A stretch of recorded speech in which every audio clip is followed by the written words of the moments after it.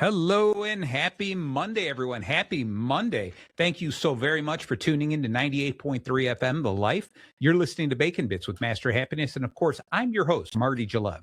I come at you every single Monday night at 7 o'clock to talk about your job, your career, your vision made clear, the skills that you hone for the business that you own, the ups and downs, the smiles and frowns, where you're at, and where you're bound. And if you miss any of today's episode, tune in later in the week for the recording. It'll be anywhere you listen to podcasts, Spotify, Apple Music, etc. Or go to my YouTube channel. Just look for Bacon Bits Radio or Bacon Bits with Master Happiness. You're going to really love this episode. Today's a very, very special episode. It is part 6 of this 6-part episode we've been doing for a little more than 6 months. We've hit almost every month about building your dream team. And it started where we talked about recruitment, bringing people in. We've touched on communication. We've touched on problem solving, growing your employees, etc. And today we're going to be talking a little bit about legacy, the retirement and beyond. We're going to be talking about what happens when those employees get to that point in time where they say, I'm looking to retire. Even it's kind of similar to people just saying I want to leave the company, but we're going to lean more towards retirement. And I thought, who would be the perfect guest for this? Because there's some legalities here. We're going to touch on those, the positive, the negatives, the things you're supposed to say, the things you can't say. So we're going to touch on this. But the main feature here is that we're going to be talking about how you bring happiness in there and show how we treat those people just as good as when they're coming in as when they're leaving. We treat all these people as important parts of our business, they've helped our business grow. And so it's what's so important is just that. And we want to do this right. We want to do this with respect, and we want to do everything according to the law. We don't want to break any laws, but we really want to cherish those people who helped our business grow. So with that, the person I brought in was my returning guest, a good friend of mine that I think I only invited her on the show just so I can spend some time with her. She's always too busy to talk to me outside of the show. All right. So my friend Leslie Day from Day HR. So Leslie, there you are. Say hi to the world. Tell the world how they reach you, where they find you, and what makes you so darn special. Oh my gosh. Well, Marty, thank you so much for having me. My name's Leslie Day, and I help small and middle-sized businesses with human resources, like the day-to-day issues that small businesses have with their people. And I've been doing this for many, many years, and I taught at DePaul University now for over 20 years to other HR professionals. So I know the company side of HR as well as understand the employee side. So you can reach me at my phone number is 630-251-3763. 630-251-3763. My email is LESLIE, Leslie, at dayhrconsulting.com. And my website also, dayhrconsulting.com. Beautiful, beautiful. Thank you so very much, Leslie. So to get us started, I just want to kind of read this little piece. Every business has those people who are on their way out. They want to leave for some reason. The folks who showed up early, stayed late, and knew where every skeleton was, every spare stapler was hidden. They know everything about the company. The ones who trained the new hires, calmed the chaos, and carried your values like a torch throughout the years. Those truly valued employees. When someone gives you decades of their working life, a sheet cake in the break room just doesn't seem like it's enough, right? Celebrate loudly for these people. Tell their stories, share their wins, the ones that they made possible. Invite people they mentored to speak. Why? Because how you honor those people, those who leave, show everyone who stays exactly how much they matter. In other words, if you honor those people who are leaving, the people who stay, they suddenly realize, yeah, they matter too. Recognition isn't a nice to have. It's the heartbeat of a happy workplace. Okay. Would you agree with that there, Leslie? Oh, absolutely. Yeah. Absolutely, Marty. Yeah. Anytime you can recognize employees is a good time. There you go. There you go. So what we're going to do is we're going to talk a little bit about this and about how we recognize those people. And first, I want to share a little story, Leslie, and I've talked about this in other places. I've never retired. I'm never going to retire. I think I'll retire 5 or 6 years after I die. Okay, because I truly love what I do. But I have left companies. I've worked at companies for many years and left them.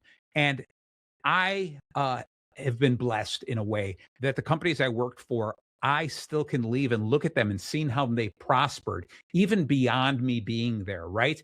And I'm still celebrated. Like I can go visit some of the companies I've left, talk to the people, and they go, "My God, Marty, oh, it's so good to see you.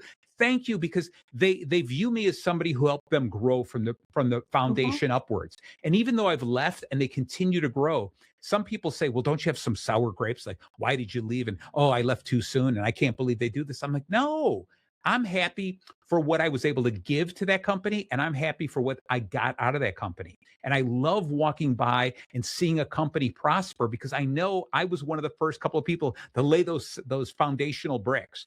I was the one who helped it grow. I have one company, it's fantastic. When I was there, they had probably about 12 locations, and now they're well over 70 locations. And what's beautiful about it, I was one, they still use the logo that I designed so many years ago. And it's just, it warms me a little bit to say, yeah, there's still a piece of me in that company. Mhm. And when I see them and I see some of the people, you either get some of the older people who've been there, like, "Marty, I haven't seen you in a long time," and you get some of the newer people. "So you're Marty, I heard about you," right? And so it's great to feel that way. And this is why this topic is so near and dear to my heart, Mhm. that the people who are leaving our companies, we have to treat them with that respect. We have to celebrate them for everything that they've done for us. And think about this, is that why not do that? Why not celebrate them? And this whole idea of a sheet cake, we say, "Hey, congratulations, thanks, goodbye," right? Everyone signed the card and now you're gone. No, give them a little bit more. And that's what we're going to talk about today. So, first off, Leslie, I'd like to ask you a couple of questions. Is first off, uh, and this is because I want you as the HR expert to talk about this, is how or when do we as an employer, how can we talk about retirement? How do we bring it up? What is the right way to do this? Because there are so many things. We don't want to force people out. We don't want people to think we're pushing them out. Uh, and we want to follow the letter of Mhm. the law. So Mhm. how do we end up discussing that? What's the right way? Well, such a great question, Marty, because companies mess this up all the time. I'm Sadly, sure. Right. sadly. So, companies want a plan. And so they have people in jobs because they need work to do. And so they start to wonder when somebody gets older in age or closer to what they think might be some magical retirement date, which is no longer the case. 65 doesn't mean anything. Exactly. That's simply the eligibility date for Medicare. But 67 and something is where somebody then starts to get Social Security. Okay. So they're not, going to be able to leave in that window if they don't have some other kind of something planned. So Right. thinking 65 is such a historical thought. Sure.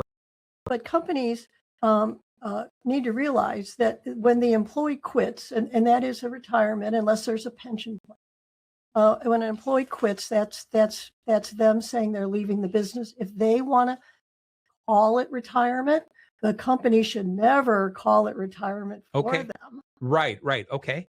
That would be, well, thoughtless in a way, right? You said you're never retiring, Yeah. but you might have been retiring in your mind from that company Sure. Yeah. and looking at what else you want to do next. It could be a career change, it could be just with another company. Um, so we want to make sure that we don't in any way have that employee feel that we brought up and we're suggesting that they leave. That is an exposure for age discrimination Okay. claims and allegations. Right, right. Okay, I love this. You know what, Leslie, I'm going to jump right into the bacon here. So often on some of the previous shows, what happened is I get to the bacon of the show too late, and all of a sudden we're like, "Oh, we're 15 minutes. We got to run through this." Okay, so for those of you who've never tuned into the show, listen to this. You're going to really enjoy this show because there are few people who are as educated on the subject matter as Leslie is, and so she's the person that is probably the HR department for, I'm going to say, hundreds of small companies throughout this area because she runs this independent place. So, and a company doesn't have to hire an HR department. They've got her expertise, and this is truly expertise. So, when I talk about things like this that touch on the legalities of companies, I'm going to always lean on Leslie. And she has just been a dear friend, always willing to help in every regard. So, thank you for that, Leslie. All right. So, You the too, Marty. You're more than welcome. So the reason the show is called Bacon Bits is because I truly believe everything bacon touches becomes a little bit better, right? We can talk about the food that we put bacon on. I sprinkle a little bit of bacon on the salad. I wrap fillets with a strip of bacon just to make everything a little bit better. Can't have a BLT without bacon. Who wants to eat an LT, right? Okay, so bacon becomes a little bit better. But of course, we are not talking about the bacon for chewing. Do you know what it is, Leslie? No. Oh, Leslie, we're not talking about the bacon for chewing. We're talking about the bacon for doing. Well, Okay. okay, there you go. So it's the acronym BACON, which we use as a loose outline for the show. This is just a little bit of what we're going to be talking about. But I love a good tangent as most other people. So if we scatter or scoot away from the BACON, that's okay. It'll be a fun show. So I want you to really pay attention. All right. So today's bacon, as we talk about a smooth transition, is going to be begin early, and we'll both talk about this whole idea of what beginning early means. We'll talk about the legalities of it as well as the right way to do this. Okay, A is going to be assign a successor, and I think this is important for the company to continue to grow, but it also makes people who are feeling like they want to retire. It gives them some necessity. It still makes them feel needed. Okay, C is going to be capture the knowledge. All right. I have worked with companies, and I'm sure you have, Leslie, that people go and then everyone's like, where is this? Where is this? Do you have this? Right. And everyone's like, well, only Bob knew where that was. Right. So we need to we have to come up with a way of capturing that knowledge. O is open the communication. And that is not only while the person is working there, but maybe even have a way of continuing that communication afterwards. Okay. It's good for the company. It's good for the person. All right. And that ties into N, which is nurture that relationship. And it cannot be, if you want a successful company, I truly, truly believe this, that this happiness part, where I always tell people, happy employees create happy customers. Okay. And you can't say that we help make sure our employees are happy if you drop the ball when someone retires. We have to hold on to those people, that knowledge, that love that they poured into the company, everything they did to help the company grow. We want to continue with that. So we want to continue to nurture that relationship. So let's just jump right into this first part, Leslie. And I know, this is the coolest part about this whole thing is Leslie is one of those people who I'm all emotion and like, this is so fun and everything is lovely. And look at, rain brings us rainbows. So that's why I'm happy. And Leslie's like, Marty, you can't say that. You have to say this, do it this way. So Leslie is the bare bones that this is what you've got to do. And so she came in the studio with a list of things to say, if you want a great company, if you want to be a truly happy company, if you want to be the company that people long to work for, there are a great list of things that you should be offering. And we're going to get into that. And I want you to keep that list to the side because if some of those things are pertinent to what we're talking about, let's bring them up. Okay. Let's not wait to the show and just list everything. Okay. So B is begin early. And I'm going to talk a little bit because I know you're going to talk more intelligently than me. So I'm going to say something here is I have always said from the beginning that no matter what the age of the employee, I don't care. All right. No matter what the employee does, whether they are the person working on an assembly line or they're the purchasing, their sales, whatever they do, I don't care. They're an employee. They're an important cog in the machine. Everyone is important. So I teach my leaders and I teach the owners of the company, have open conversations to talk about what is the vision or the ultimate goal for the company.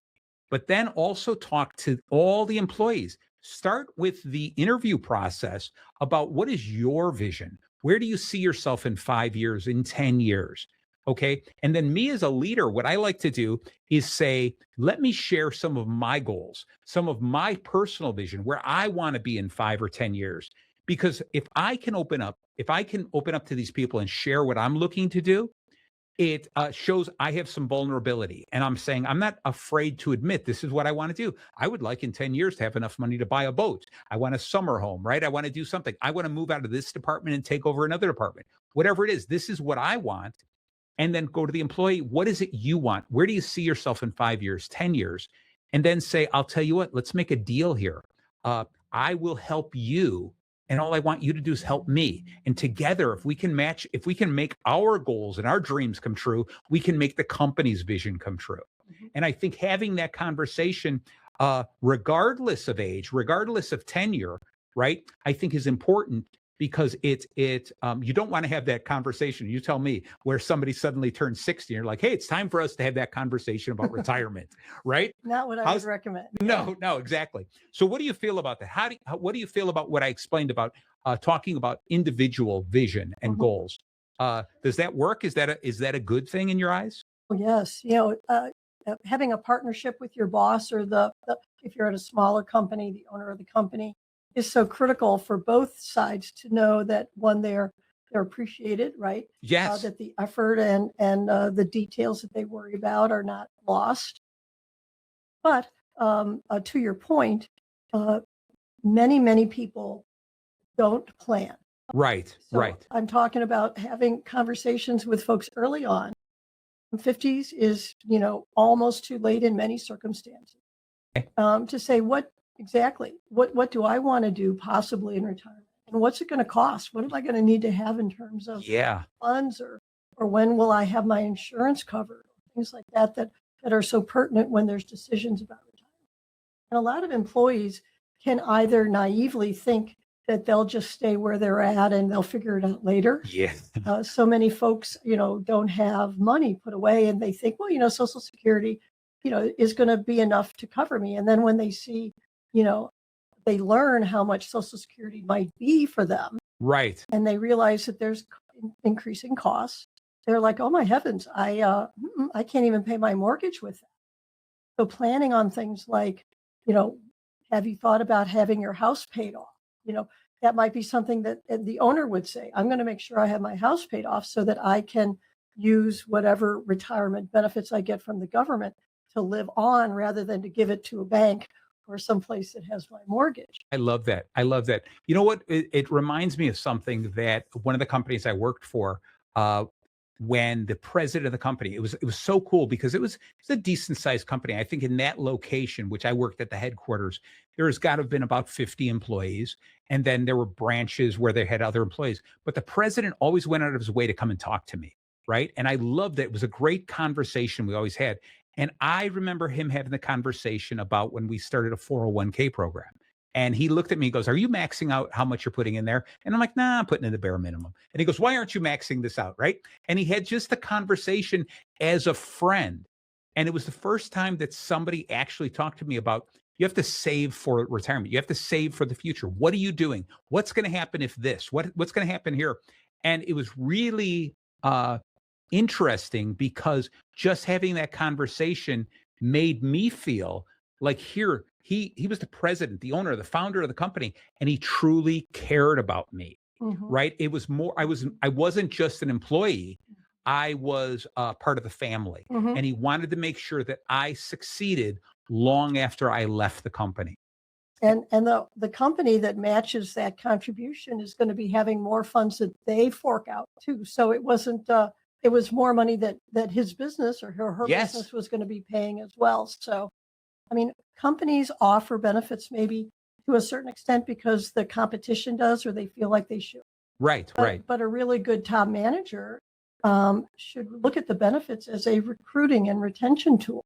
Right. Right. Having it so that they are for employees in multiple age groups and that we weight the amount of monies the company puts towards those benefits so that it helps the single person, the middle age with kids, and then the up and coming retiree or leaving the organization. What's next? So, all right. So this is good. This is the perfect question that's ideal for you. Is let's say the company is going to have those regular conversations about 401k because they've Mhm. got new employees and we're going to talk about it on a regular basis. And we've got people of different ages. Okay. Obviously, if I'm going to do that, and let's say my company grew that actually had employees, let alone a number of employees. Before I had that conversation, I would say, you know what? I'm not going to give this conversation. I'm going to have Leslie come in and give this conversation, right? Right. How do you address it when you've got people, let's say you've got some people who are in their 20s, some people in their 30s, you got some people in their 50s and 60s. How do you address it and talk about those kind of benefits, even if it's just 401k, but something else, some type of a savings plan like that? How do you address it so that everyone at the different ages kind of understands? Well, if a person stays at a company their whole career, then they would be having that money go for their retirement, quote Sure. unquote. But lots of employees move from company to company. So it's really like a guaranteed, in some cases, no tax savings plan. Right. And you need to have your butt covered for when stuff happens, right? Things that you don't expect. So a 401k is not just a retirement plan, it's a savings plan. Okay. And the company is contributing a certain percentage of what you give, been called the best investment, the best savings, the best way you could put money to your own best use there. I like But it. it also involves giving up some of the little creature comfort things that we would love to do, right? Sure. And Sure. kicking the can down the road is so easy. And then there's employees, who might have seen that their parents struggled or their grandparents, and they're more likely to put money into a 401k when they're small because with compound interest and all of that, a small amount when you're younger can turn into like a mountain of money, right? Right. Right. And waiting until you're in your 50s and 60s to start thinking about it puts you way behind the eight ball Right. in Right. terms of now having to put so much more in order to have some kind of a perceived lifestyle. But Oh, again, having advice, financial advice, the company 401k has advisors. And part of that role is that those people are supposed to be giving free assistance and advice to your employees. wonderful. Many Right. companies don't mention it too much, or the financial advisor is easy about not calling you except for once a year and Oh, telling you, okay, what are you going to do with the plan for next year? But they should be offering to say, okay, if you want to do these kind of things, let's talk about giving up that extra two coffees. Two right. Right. coffees a Yeah. week or something, Yeah. Right. because you can always change your mind. The thing that's so nice about 401ks is you can change your contribution amount any pay period. You can put an extra $50 in there. Oop, what was I doing? A month later, you can take it back out. You can change your mind multiple times. It's not like any other benefit Gotcha. that you have that ability to really personalize it. And Okay. bonuses, I will say, companies that give bonuses, that is such a great way to have that money go into their 401 Right. because it's Right. like it's not It's found money. exactly Yeah. perfect way to say it. Right. Right. So how do you explain the benefits? I guess, like you had said, 50 is too late to start. But let's say it's a person in their 50s, 55, and they just started at this company and they have a 401k. Mhm. How do you make sure that you're not saying anything wrong? I'm gonna really push on this for you. But how do you address that with those people about when they're like, I don't know if I should be in the 401k? Mhm. What would you end up telling some? Well, I'd say that we have money that we would really like to give you. Oh, Please let us give it to you. wow, I Um, love that. right. Yes. Especially to whatever the match of percentage is, 4% or whatever, where the match continues to add in.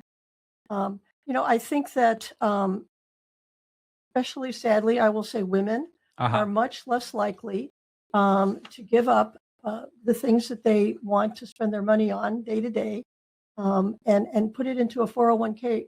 Often there's a belief that, well, if I put it in there, I can't get it. Right. And so we want to weigh personal saving with a 401k so that you have the emergency money.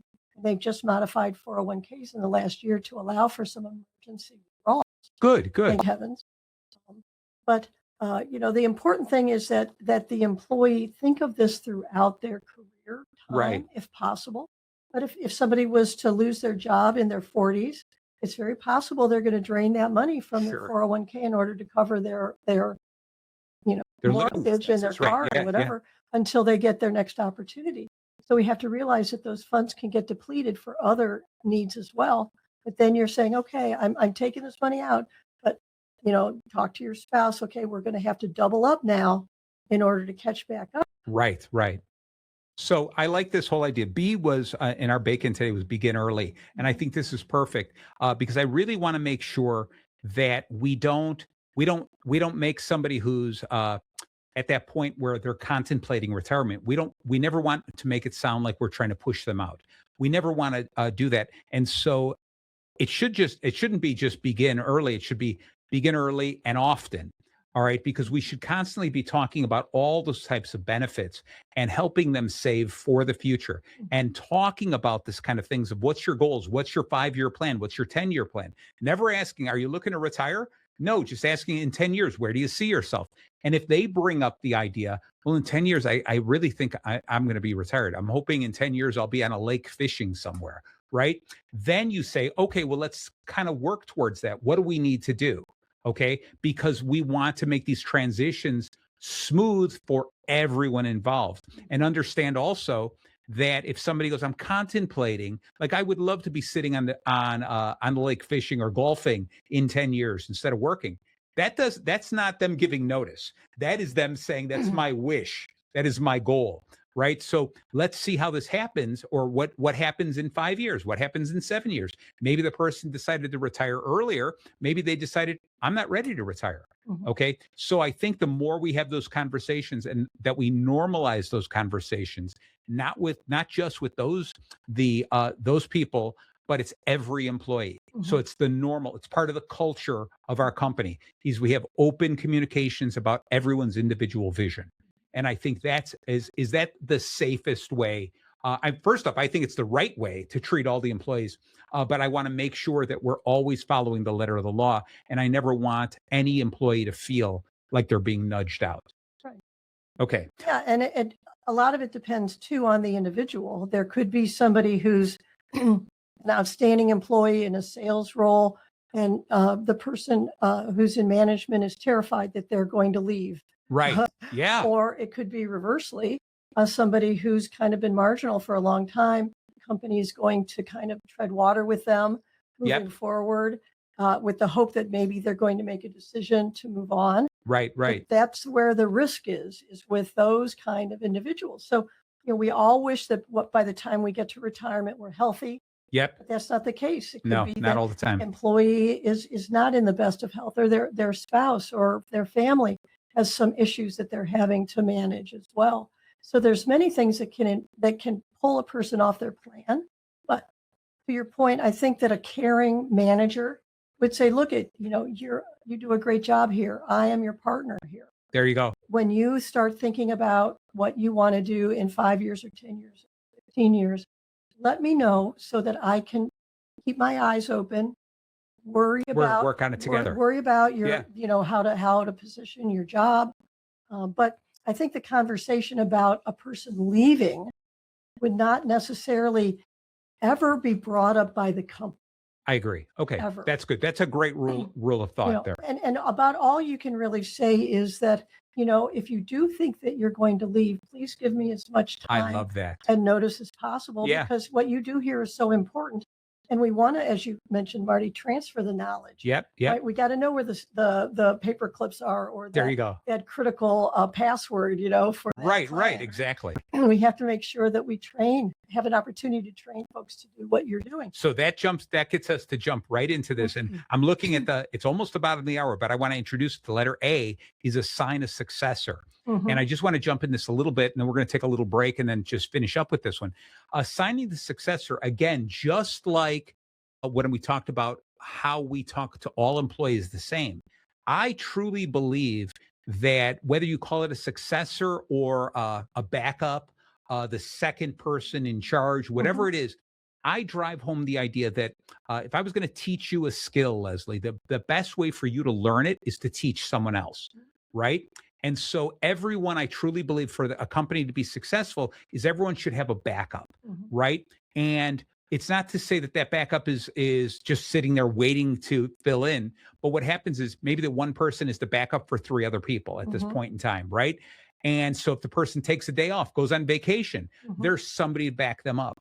And I think if we continue to do this early, again, going back to begin early, we do this. Assigning a successor is not saying, hey, it looks like you're going to be retiring. So we need to start training someone else. We should be always training someone else. I loved it. My attitude early on, and I don't know where I got it from, if it must have been some boss of mine who helped me understand this, was I was always interested in training someone on something I could do. Once I got to that point where I was like, I've mastered this 80% of the way or more, Mhm. let me train someone else because I want to do something else. I want Mhm. to move to the next level. Mhm. So I was always interested in training someone and making sure that they were really good at it so I didn't have to take a step backwards. Mhm. Okay. And so I think if part of the culture of the company was we are a learning and training company, we're the type of company who's constantly helping each other grow. Whether I teach you a bunch of stuff and then you end up leaving, whether I teach you the stuff and I end up leaving, it doesn't matter. We are constantly learning, growing, and teaching each other so that Mhm. we all grow together. The goal has got to be that we build better employees. Okay. We want to create employees so that when they leave, they're happy with the time they spent there. There's nothing worse. I mean, you've probably run into people who've said, yeah, I gave that company 5 years, 10 years, 30 years of my life, and they gave me nothing. I was like, wow, why are you talking about it now? Why weren't you talking about it while you were working there? Okay. I look back at every company I ever worked at and saying, I learned so much there. I grew there. And some people are like, yeah, you just got lucky. No, I made it happen. Okay. And I think that what ends up happening here is that companies need to create as part of their culture, we are a learning, teaching company.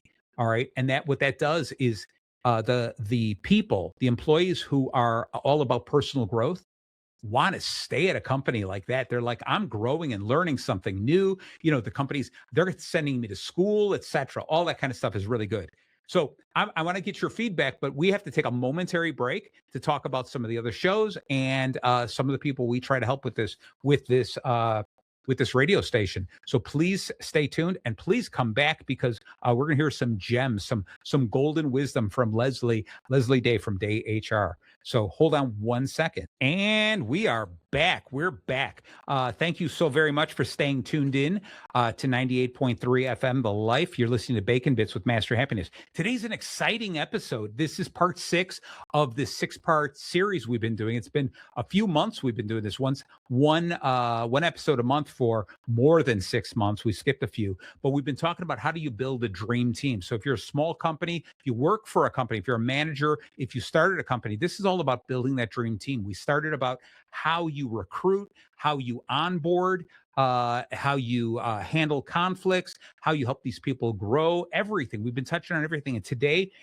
we're talking about part 6, the legacy, retirement, and beyond. And like I said, it was really interesting.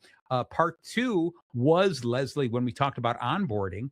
And now it's part 6. We've been talking now about this retirement and beyond. And of course, I brought Leslie Day back, the HR guru, right? If you got any questions on HR, legality or just the procedures, the proper way to do things, she's the person to talk to. So we'll give you more information about her in a minute. But so far, we've been talking about the bacon. Today was B is begin early. A is going to be assign a successor. C is capture the knowledge, which we're going to kind of tie in a little bit with A still. O is open the communication, and N is nurture the relationship. So I talked a little bit about what I meant by A is assign a successor. And that is that every employee you have there should have a backup. Someone else should know how to do this because you never know. It's not just about retirement. People leave for other reasons. People leave purposefully, accidentally, etc. And we want to make sure that if they decide to leave, we still want to make it a comfortable way to leave. We don't want them to leave because they hate us. We want to continue to expand that friendship and that family feeling that we want to celebrate when people leave. But we also want to protect the company by having backups. So I'm going to throw it back by you, Leslie. You remember kind of the stuff I said before the break.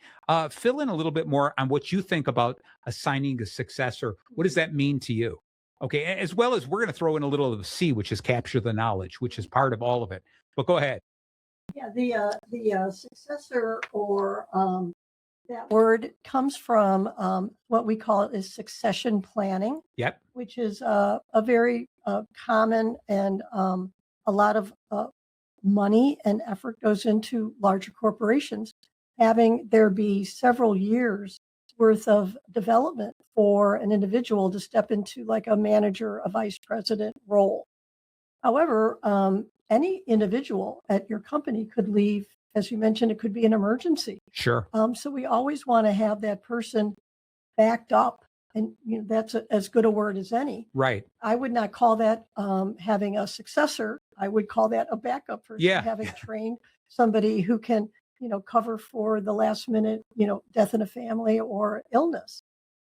When we start talking about retirement, the conversation that a company would have would be, I want to make sure that we have our company covered, that your information, is shared, as you mentioned, going on to the C word. But having knowledge transfer and an opportunity for us to groom a person to come into your role if and when you leave the company is critical. And I want you to know that you can leave having a great feeling about how Yeah. you have transitioned your knowledge, made the best of that like a springboard onto what's next. And that we also, as a business, have covered all of our needs and had it so that we can move forward strongly after you leave the organization. And Marty, as you said, expand our business, continue to grow, have our customers feel fully satisfied, and that there's not a gap that occurs because that individual's organization, if we can't, it's not cheap to do this. Yeah. And companies, often have some duplicated effort. Right. Right. And that can be expensive, but it's to a great extent a cover your ass kind of a thing. Where Yeah. you have to realize, just like insurance, that there are things you just have to pay for, or you're going to find yourself. Correct. I agree with you there. So I like this idea, and I want to make sure that we always drive home. The reason I kept talking about leaning towards backup was because it's got to be a norm in the business. It's not like suddenly we're going to go, oh, Bob's 65. We should start talking. Ask him about retirement. We don't want to do that. I love this because as I'm saying it, Leslie's shaking her head. Please don't do that. Right. Right. What happens is if it's part of our normal business that everyone is backed up and we're always talking about it and we're saying, you might decide to leave. You might be promoted. So we want to make sure people can fill in that spot. If they can't fill in, nobody can do what you do, you can never leave. Right. And so it's really important. Indispensable. Right. Right. And so when we get to the point where the employee comes to us and says, hey, the more I've been thinking about it, I'm thinking in the next few years, I'm going to contemplate retirement. Awesome. Then now let's have the conversation about a successor. Let's start working this through because I want to make sure I'm going to tell them, I want to make sure that when you leave here, your legacy is the company didn't fall apart because you left. And the timing still needs to be on the employees. Yes. So that's not like suddenly now they have given up any kind of leverage, Right, in right. the circumstance. Just say, I am thinking about this with my wife. I wanted to let you know I'm not ready to go. Yeah. Yeah. And then that's where the company would say, gotcha. Right. We can never promise somebody's going to be an employee next year. You could say, I appreciate you letting me know. Let's keep talking about this so we can have some of your folks do some of the, shadow you and some of the work that you're doing, things like that, so that we can inch forward here. There you go. So that when you're ready to do that, you come and you tell me. Gotcha. All right. So I want to jump into this as we're looking, we just got finished saying, hey, we still got a lot of letters to go and we're running out of time. Mm-hmm. So I want to jump into the C is capture the knowledge.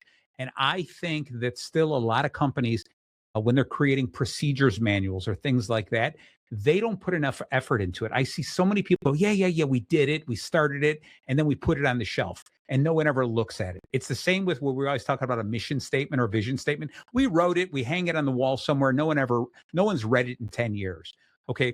So the procedures manual, and I've talked about it at other shows, and in the write-up, the recording of this, I'm going to put a link to a procedures manual, the way to write a procedures manual that I think, and it's multiple steps. It's kind of based on the phone game that if we don't write it down, then it's going to be, well, Leslie told me this and she heard it from Sarah and Sarah heard it from Bob. And before you know it, that's not what we're supposed to do.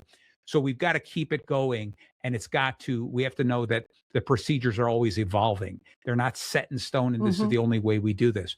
We have to give some ownership to it. So when we have someone leaving at that point, the ownership of that knowledge is combined, it's shared, let's say, between the person who's leaving and the new person. The new person has always got to be saying, can you explain that again so I understand why we're doing this, not only how we're doing this? And I always lean towards the person learning is the one who's writing the procedure. And the person who's teaching reads it and goes, no, that's not what I said. Okay. But anyway, it's a combination. This is so very important And it's more important that we don't wait until that point in time to say, maybe we should write it down. Again, just like we said, begin early, uh, assign successors or assign backups. This capturing the knowledge has got to be a regular day to day thing. It's got to be part of the company culture, part of what we do on a regular basis. Mhm. Okay. So I just want to get into this because I know you got a list of some stuff, and I want to talk on this stuff. Mhm. In the end, and I'm going to rifle through these quickly because I want to dig into some of the things you talked about. O is open communication, and what I mean by that is if Ralph is retiring in the next year, let's not hide it. Let's get everyone involved in it. Let's make sure our customers know it. Let's make sure the employees know it. We're not pushing Ralph out. What we're doing is we're making sure the transition is right. Somebody might go, oh, you know what? I always talk to Ralph about this. Who am I going to be talking about? There are little things like that that we might not know about. We want to make sure the customers who always say, oh, well, I only talk to Ralph. Well, how do we pass it along to the next person? So we've got open communication about it because it's not anything that we are embarrassed about. It's nothing that we're scared about. What we're doing is we're celebrating that Mm. Ralph is leaving. All right. And we want to grab that knowledge from Ralph. Like, this is going to be a good transition. And Ralph is not, we're not exiling Ralph. Ralph is always going to be part of the family. Ralph is part of who we are. Okay. One of the companies I work for, man, I haven't worked for the company in literally over 25 years. Mhm. And I am still invited to their company parties. Mhm. All right. And so that's the whole part of it is you want employees like that when Ralph leaves, he knows he can pop back in and say hi Mhm. to people.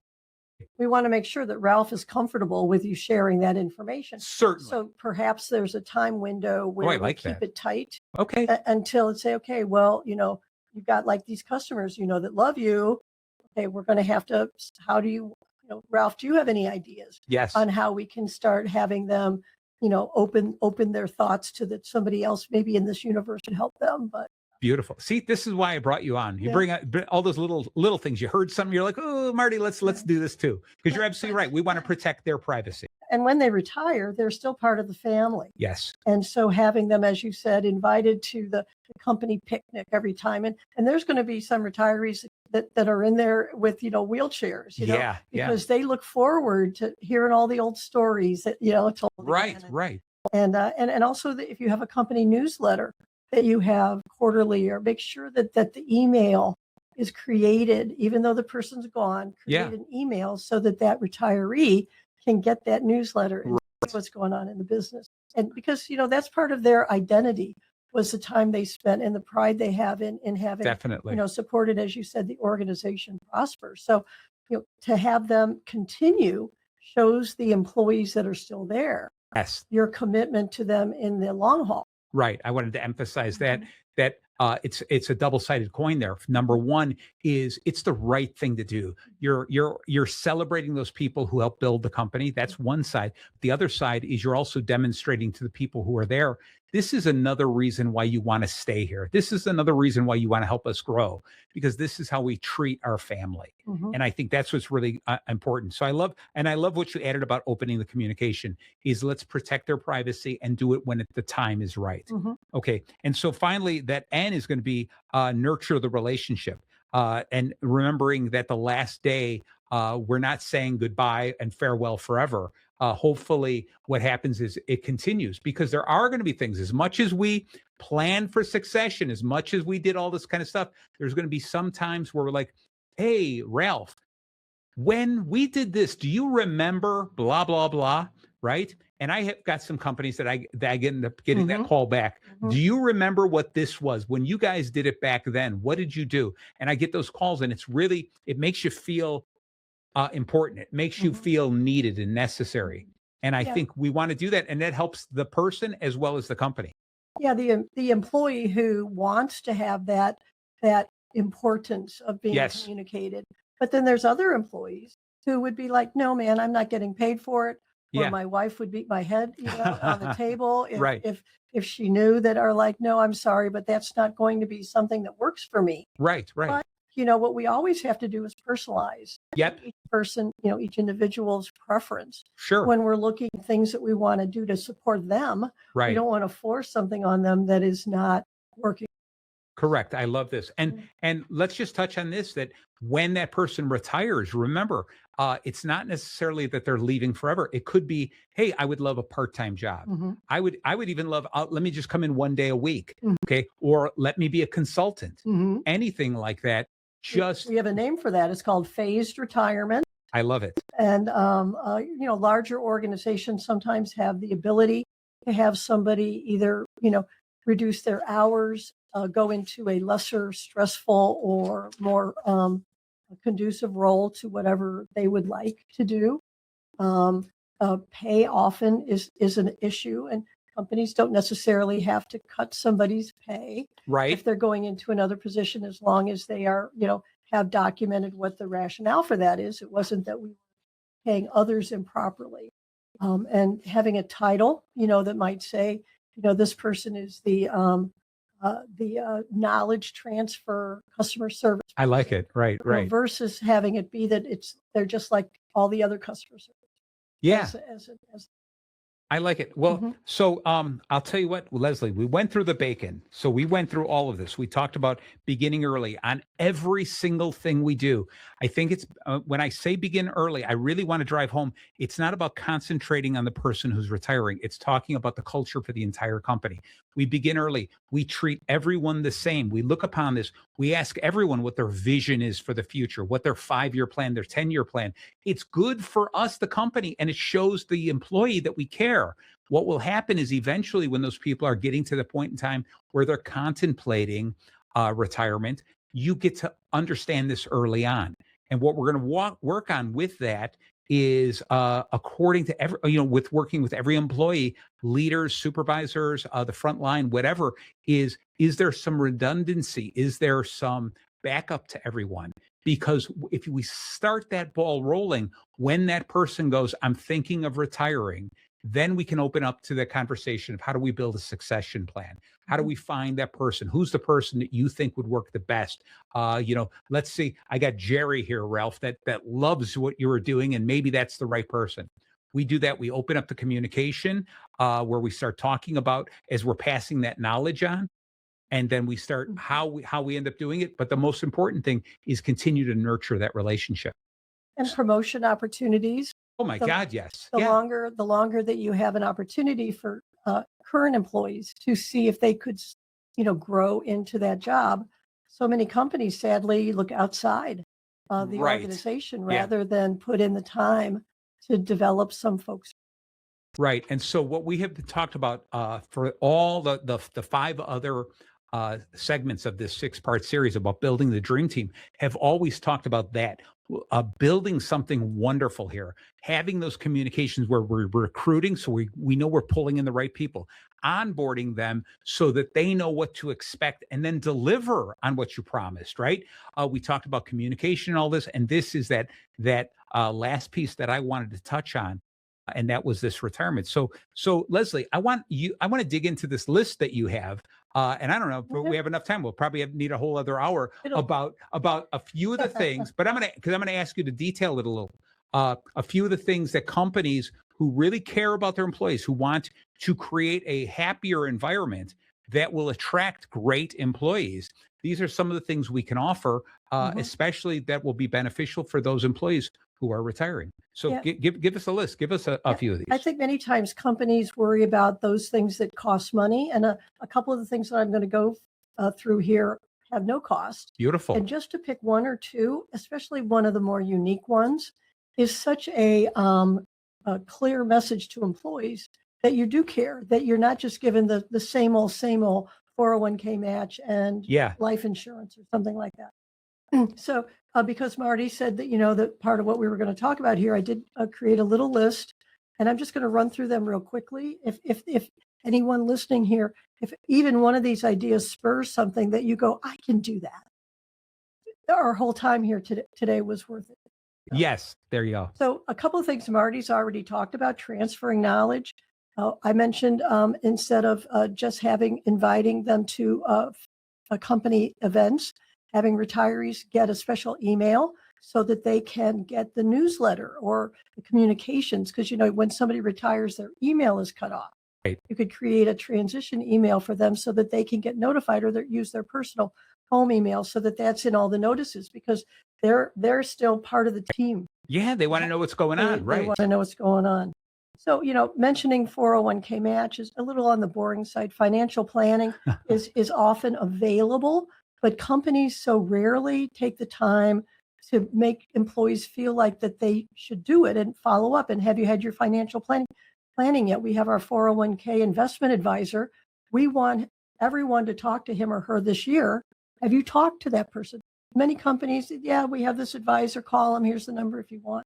I would really push that, because planning for your retirement, knowing that there's things in the future you cannot control, the best you can do is try to plan, and then stuff's still going to happen. Right. I think along with that is, you can't view that as something on my list that I just checked off. Yeah, we offered that. I think it's got to be true to you and say, I want to help these people. I want my employees to understand it. Take it a step further. Don't just do it because somebody said, yeah, this is a good Me Too thing, and we're just going to check it off the box. Or a financial planner who simply wants to talk to you about your risk tolerance and how to invest the money, rather than, well, what are you thinking you want to do in 5-10 years? Right. I like to always talk to employees about mortgage payoff. That it's so easy when we get mortgages that we get the 30-year mortgage. And to get a 30-year mortgage when you're 50, it's like, how am I going to retire if I still have half of my mortgage on my home? I'll have to leave my home if I retire. Right. So that is a critical component. Or if somebody is still renting, thinking, okay, well, am I going to keep renting while I'm, retired? Maybe we should buy something and try to get some value that could give us some alleviation for that. I think having some healthy living and exercise stipends where the company can pay for, like the exercise fitness area, or buying a treadmill for your house, or, a gym membership, Calm software, that's right. Yeah. Things like that. The other thing that I see is a huge hole, and I was always told in HR we could never advise employees about Social Security or Medicare, because it's not our policy. Well, hold on. I just want to jump back really quick when you talked about the health. The idea that when you just think about it, that just pays off more. The healthier my employees are, the less time they're going to take off. So why not introduce it? Why not help them? I'd rather do the preventative than paying for it after. And often I hear companies validate the cost of that by saying it helps on their health insurance. Oh, there you go. But really what it does, it creates healthy employees for the duration of their life. If you get used to doing, lifting weights just a little bit as you get older, that's the best thing we can do to keep our bones strong. Right. Things like that, going and walking after dinner. Yep. It's a habit. If you can start it early, and that's when I get to debrief my spouse on all the weird stuff that happened this week, things like that. The other thing that I find is a big missing is that there is a issue with joining and transitioning from your group health insurance onto Medicare. Okay. And depending on the size of the company, there's a primary, when somebody becomes eligible for Medicare at 65, they are supposed to register at 65. And I've told several employees, please register for Social Security. And they say, no, I'm continuing on my company's health insurance. I said, no, that they just want to know that you're there. Right. But so register with Medicare, because if you are at a company that has more than 20 employees, 20 or more, the company insurance is still primary, meaning that they're going to pay your bill first, the company insurance. Okay. And then anything left over then could roll back and have Medicare. Gotcha. But if you're at a smaller company, less than 20 employees, Medicare is primary. You have to get registered. And that's what a Part D notice is, that smaller companies are supposed to be giving their employees about how this Medicare transition, especially with prescription drugs, is going to get. Okay. So a smaller company, Medicare is primary, meaning all the bills would go to Medicare first, and then the company insurance would only pay with any residual or left over. Right. So now the company premium for that policy is. Sure. But I think at Concierge, they have very, very nice services. I know that I went to Ela Township when I was retiring to understand what's Medicare going to cost. What are the options that I have for Medicare? Okay. How should I build that? And there are folks at either the county level or different levels, places in the community here who are trained on how to help people learn about Medicare and Beautiful. Social Security. Right. That's free. You could have them come to your company for Oh, free. that would be awesome, Okay. wouldn't it? Sure. I like the idea of sabbaticals. So if you have a high seniority person, having them go for a month someplace Wow. is kind of like a retirement test. Honey, what would we do for a whole month? Maybe you go and you do something that's true to your heart. Maybe you sit there and pretend to say, okay, what would we do in retirement? I think sabbaticals are great. I like having the employees have access to the company travel agency. Oh, That that's they nice. could then Sure. get somebody to help them with, I've always wanted to go to Italy. What do you recommend? Oh my heavens, we have these packages. So having, especially if they have dealt with the travel agency because they themselves traveled on business, having that continuity would just be very helpful. Of course, there's lots of senior discounts with organizations like AARP. And then you mentioned about the retirement party or the retirement Yeah. gift. I think, on the way out the door, having some kind of a cheesy, like you said, the sheet cake. Uh-huh. The ones that I have seen that were handled so beautifully was where the executive took the time to go out and say, what was it what did you call the guy, Ralph? Ralph. What was Ralph good at? What are the things that were just so peculiar and fun about Ralph? So Yeah. when the executive was talking to the group about Ralph is leaving us, and here's some of the things that we found so extraordinary about Ralph, and went through personalized comments Yeah. about the things that he had done so well. I mean, that's when people start crying. Right? Sure. And I like the idea of adding in, like I said had earlier, was the people that Ralph mentored. Let them step up and say, the reason I'm in this position now is because I learned this from Ralph. So Ralph really steps away going, I'm glad that the CEO is proud of me, but also these other people, I helped them grow. And Ralph Yeah. might say, I learned it from Joe Schmo, Yeah. who now is in his 90s and living in Florida, and I still hear and get a Christmas card from him every year, Nice. There you go. so Beautiful. that the circle is kind of brought around. But I think having the experience of them leaving the organization thought through, planned, exciting, rather than just thrown together by some assistant in the HR department I agree. is so important. I agree. Excellent. You know what, Leslie, we are like out of time now. There we So go. this was I perfect. finished my list. You did awesome. You did awesome. I just want to do a quick wrap up, and I want you to see if you throw in one last line here. Is the bacon we talked about today was begin early, assign a successor, capture the knowledge, open communication, and nurture the relationship. And I think what's most important, the thing that I think we drove home that we agree on, is you have to make this the norm. It's not just, hey, Ralph is retiring, let's do this. It can't be like that. This has got to be part of your culture. We do this with everyone. We begin early. We talk about everyone's vision. We talk about what they want to do in 5 years, 10 years, where they see themselves. That doesn't mean that that's what's going to happen. It's just at that moment, this is what I see. This is what I hope. This is what I dream. We talk about capturing the knowledge from everyone. You know how to do this. Let's write it down so that in case you want to take a vacation, we can still get that done. We talk about the succession plan. It starts out with everyone needs a backup. And we wait to that moment where one day Ralph says, I'm contemplating retirement. It's not like, let's push him out the door now. Now it's let's make this a gentle transition. Okay. And what's best for Ralph and what's best for the company, what's best for the employees, et cetera. Okay. So I think the whole idea is make this part of the culture of the company. This is how we treat everyone because it's good for Ralph and it's good for every one of the employees to see this is how we treat everybody. So any last golden words from you, Leslie? I think you said it beautifully. I Marty. always do. I think you said it great. All right. Thank you so very much. Thank you so very much for tuning into Bacon Bits with Master Happiness. Give me a day or so and then listen to the entire episode anywhere you listen to podcasts. Again, thank you, Leslie. Leslie, last time, where can we reach you? Day HR Consulting, 630-251-3760. Beautiful. All right. Again, thank you so very much. Everyone out there, have a wonderful, wonderful rest of your day.